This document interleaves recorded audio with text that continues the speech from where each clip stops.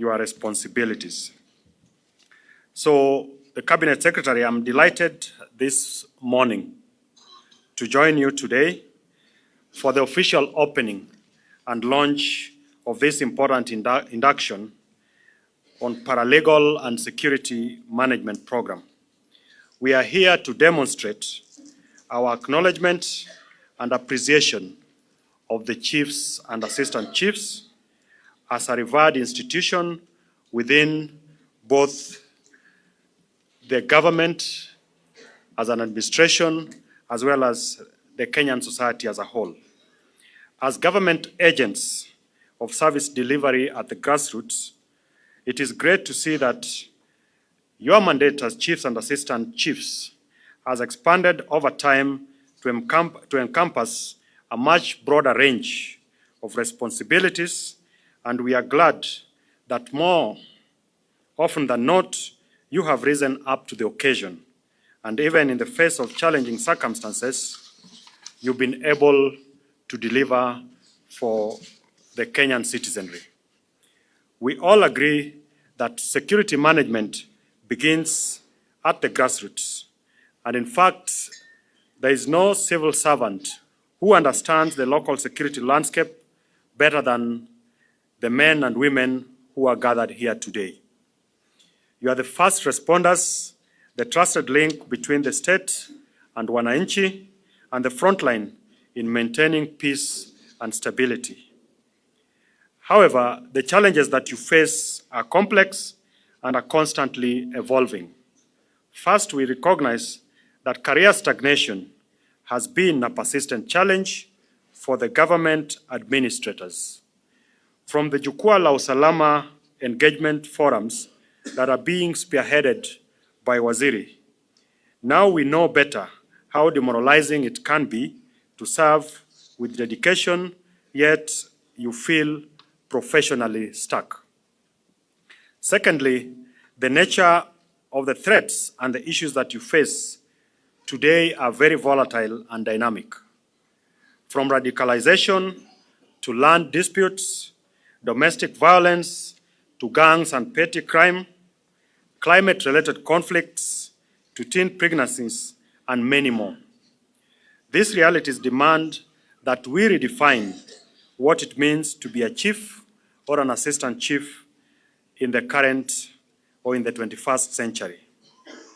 You are no longer just administrators. You are security actors, legal aides, crisis managers, as well as nation builders. You are the eyes and the ears of government at the grassroots, and this is why we are taking these deliberate steps to change this reality. And I want to thank Waziri for being able to spearhead and allow us to realize this dream that has eluded us from the day one that we got into office. That close to 3 years into office, we finally have this as a reality. So thanks, Waziri. And as we progress with this program, the country will be left much richer and better because of a much more improved service delivery with officers of government who are well resourced and who are well capacitated to be able to deliver for the people. However, most important is our intention to enable meritocracy, progression, and promotion for our administrators. And this is not just an undertaking that is in line with best practice, but is also a good gesture by a responsible government that respects labor laws and career growth of its human resource. So we are not just capacitating you, but we are also making it possible for you to progress career-wise, having stagnated for a very long period of time. And as the State Department for Internal Security, we remain committed to providing the resources, policies, and support that is necessary to make the Ngao structure smarter and more responsive to the emerging and existing issues. Cabinet Secretary, There are a number of policies that we are also rolling out. As part of today's program, there is a Ngapu system that you launched at the beginning of this year. We have had technical teams work together with officers at APS to come up with service standing orders and a number of SOPs that will guide the relationship and the management of this important unit in support of the Ngao structure in delivering to the people of this country.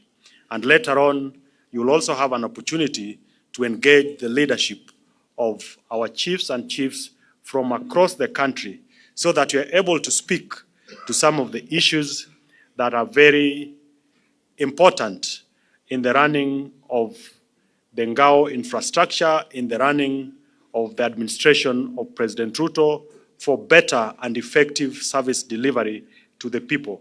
And it will also be a good opportunity for you to share with them what you've been able to pick up as you move across the country through the Jukwaa la Usalama program, which you are almost completing, and the energy that you brought into the ministry and into the operation of government activities and programs is very much appreciated. And just by the sheer presence of these officers here, and in a record 3-4 days, you can appreciate how much they've been able to pick as part of our capacity building program that we are running for the chiefs and the assistant chiefs. And we expect that by the time the 4 weeks is done, I'm sure the IG will not have to explain to us what to do when we are asked to salute and how to salute. I know occasionally when the CS is moving around and the chiefs and assistant chiefs are asked to salute, some of them do this. But watching you this morning, I'm very proud that we have a team that is going to push the government agenda forward for the benefit of the entirety of the Republic. With those many remarks, I want to request that we all be upstanding as we welcome the Cabinet Secretary to speak to us. Karibu Waziri.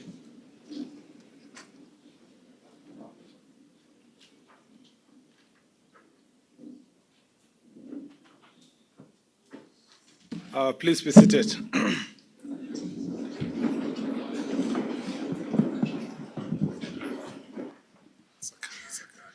That's fine. Up to there. Thank you very much. Okay. Thank you very much, PS.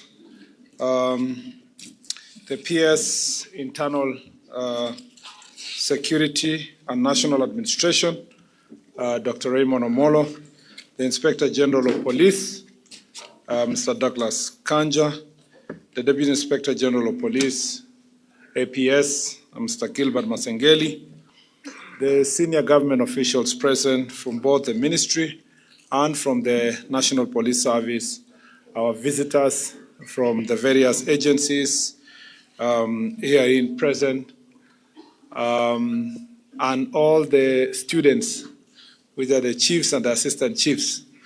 Good morning. Good morning, sir. Good morning again. Good morning, sir.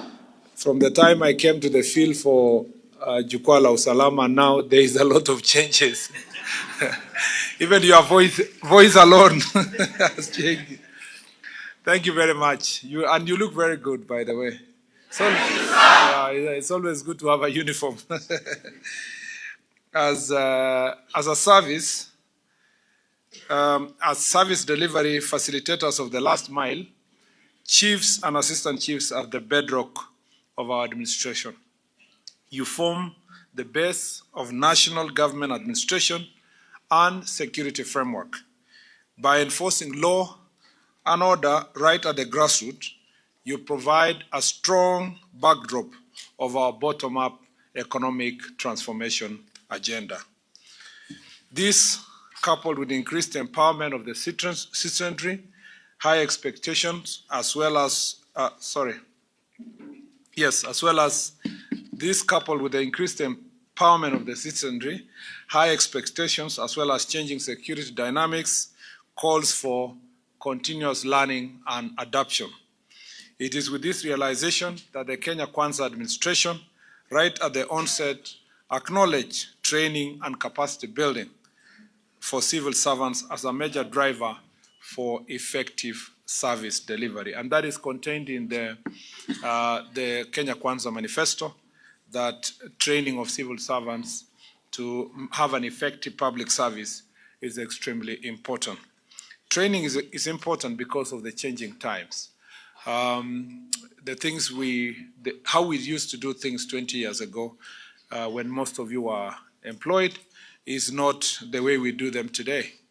The application of technology, the changing times in terms of closer personal relations makes it important for us to have continuous training.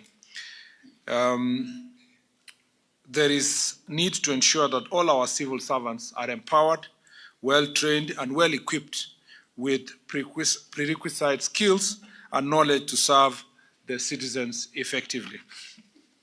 This is a need that we have confirmed during our security and service delivery forums dubbed Jukwaa la Usalama. Our officers continue to raise concerns that affect the delivery of service, among them delayed training. And most of you are here, the last training that happened was 2018, meaning that we are moving to closer to 8 years of service. Some of you were employed. How many of you are employed within the last 8 years? Just raise your hand, you don't have to stand. Wow. So it's all of you. Who was not there, who was employed before 2018 and is here for training? So even though, does that mean even though we trained 2018 last group, you are the ones who remained as a result of that training? Yes, sir. Allah. That compounds even the problem, because we are here praising ourselves. Okay, let me ask another question. And this is, I'm trying to make it as interactive because of the experience of Jukwaa. How many people here were employed in 2017? Okay. And they were not trained. 2016? Not trained. 2015? Not trained. 2014? 2013? 2011? 2010? 2009? There's one person. 2008? Allah. 2007? 2006? 2005? 2004? 2003? 2002? 201? 2000? One person. 99? Two people. 98? 5 people. 97? One person. 96? 95? 94? I didn't expect the 90s. Okay, 80s. Someone was afraid. There is one person. You are laughing. There is one person. That is 80 what? 80? 80? 83. But wait, just hold on there. You've not been trained since 83. The last training you did was which year? Training ya mwisho ukifanya ilikuwa mwaka gani? 2012. So I'm not asking I'm asking the year. Yes. Let me go back to somebody of 2010. 2010? 2010? Who was employed 2010 and is here? 2010. Just, no, you are not in the training. 2010, yes. Stand up. Have you gone through any training since 2010? Yeah. Okay. Okay, the person of 202, the one for 202, have you gone through any training? You've not gone through training. 1, 2, 3. So you can see. Please. I didn't know it was this serious. Yeah? It is that serious? Yes, sir. So mmekuwa mkijaribu piga karata, unauliza neighbor, una Google. This, in fact, now I'm even more convinced that after this training, this is not enough. You know, yeah. I think that, and we were consulting with the peers and the IG and the team, and also the pastors who are here. We have to think seriously about continuous training regionally, you know, with regional institutions within the region, because this is not acceptable. This is actually very, very serious. So let me repeat. This is a need that we have confirmed during our security and service delivery forums, dubbed Jukwaa la Usalama. Our officers continue to raise concerns that affected their delivery of service, among them delayed training. And this is acutely delayed training.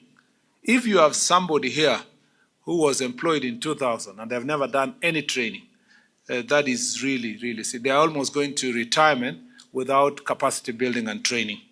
Indeed, 8,102 chiefs and assistant chiefs across the country have not undergone the mandatory basic training as stipulated in their scheme of service. This has diminished their morale, which has in turn affected quality service over to our citizens. The government has therefore embarked on a rapid training